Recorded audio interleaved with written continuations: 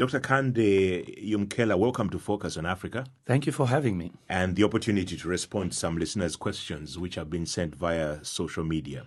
And I'm going to start with Mahmoud Idris Tarawali. He says, we remain a divided and polarized nation after the elections, with the pro-SLPP Southern Eastern Bloc on the one end and the pro-APC Northwestern Bloc on the other. Sandwiched in between those two poles are the NGC and the C4C.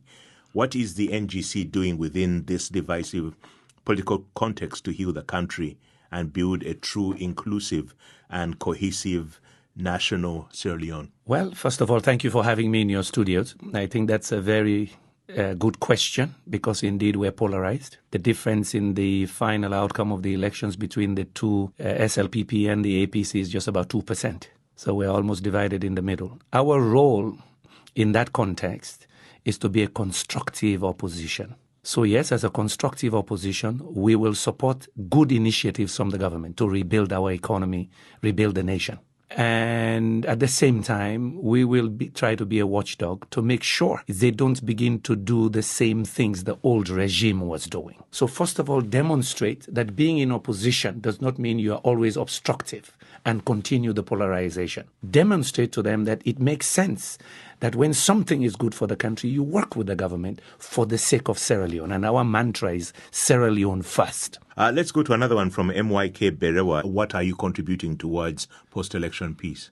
Well, part of what we do now, again, we advise behind the scenes. We also talk about country first. We demonstrate what country first means. People see me in Parliament interacting with the APC openly. And when we have common issues on rule of law that we agree on, I speak with them. They have seen me openly supporting free education, the agricultural drive of the government as well. Part of it is to show them that politics has to be different. Dr. Kandeh Bokari Arun Dauda, he says that what's your assessment of the current government's performance? Well, we have 6 months. Let them wait till I do my own interviews in Sierra Leone about my evaluation. But let me put it this way. We've seen the right signals about corruption, education, and recovery in the productive sectors.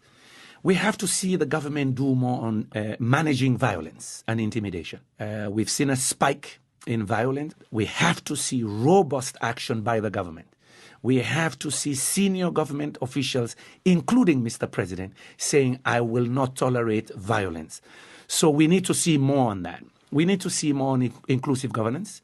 We have to see real reaching out. We have to see on quality also of the nature of people who will be leading sectoral investments. It looks as though there's a lot of work to be done. Of course, and that has to be expected. They've just done 6 months. My only hope is that they will listen to constructive criticism. Constructive criticism helps the government to check what they're doing. In fact, Unisa Patrick Kamara is asking, he says that you've been quiet recently. So why and what are your plans for 2023? Yes, I have been quiet for good reason. You lose an election, you have to reflect. What did we do wrong? What did we do right? How did the others outwit us? And looking ahead, how do we plan better? And for me, pulling back a little bit meant I needed that time of reflection. Second, we need to rebuild our party structures. So yes, we needed that moment now to reorganize. But we've also been vocal. What my supporters and others have to understand, we are not campaigning anymore. They can't expect me as the leader to be on radio and TV and rallying. We're building our party. We're also being constructive within Parliament. We've spoken out when they do the wrong thing. Can you describe the current status quo of the movement locally? The movement is strong. I tell you that I have a lot of young people who come up to me, university kids, others who were in our rallies and saying to me, Dr. Yumkella, we believe in what you and NGC proposed, and it is for us. We know you were talking about our future. And I used to tell them about intergenerational equity. That if we do bad things, they haunt you later. If we do the good things, it is for your future. They believe it, and they're there, and we're going to activate them. I'll continue with my public lectures that I used to do around universities and around the country. I'll continue advocacy. In fact, as I say, 2019, we begin again, door to door, talking to people, talking to the young generation, because really it's about their future. Our generation, we're almost gone. It's about their future. 42% of that population is still below 18. This is from Melvin Shati. He says that with more than a decade's experience working in the United Nations and now a member of parliament, what are your plans to improve the socio-economic lives of people living in your constituency? And what contribution are you making towards supporting the government of Sierra Leone in terms of improving the country's energy sector? Well, already, again, that's my major challenges now. I'm representing a constituency. I have to make a difference there.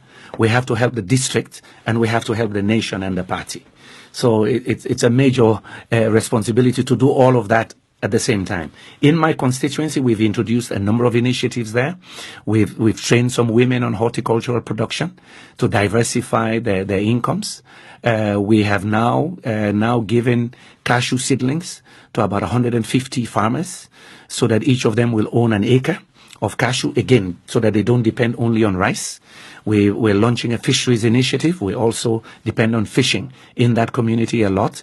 We've supported the government in free education in the constituency. We're the first in the country to invite the Minister of Education and his whole team to my constituency. Yeah, and they're using that as a model, in fact, to go to other constituencies around the country. But we're doing the same in the district. And of course, nationally, yes, I'm talking to the government on energy issues. The joke is that when the president read his speech in the UN, we met in the corridor after he had read it. I said, thank you for energy. He said, I know you'll be happy about that. So what am I saying? He is committed. He realizes, and I'm happy he and many heads of states around Africa understand, that without access to reliable, affordable energy, our economies cannot move. And he's put out a plan. We'll go back to support that plan. I'll visit with the Minister of Energy as well to talk about energy and his plans, to understand what he wants to do. We needed to give them time to settle. But one advice I gave them, which I see them following, I said it to the president, I said it to the Minister of Energy. Don't be in a rush to throw out what the others did. Big energy projects take on average 3 to 5 years to incubate. And give credit where it's due.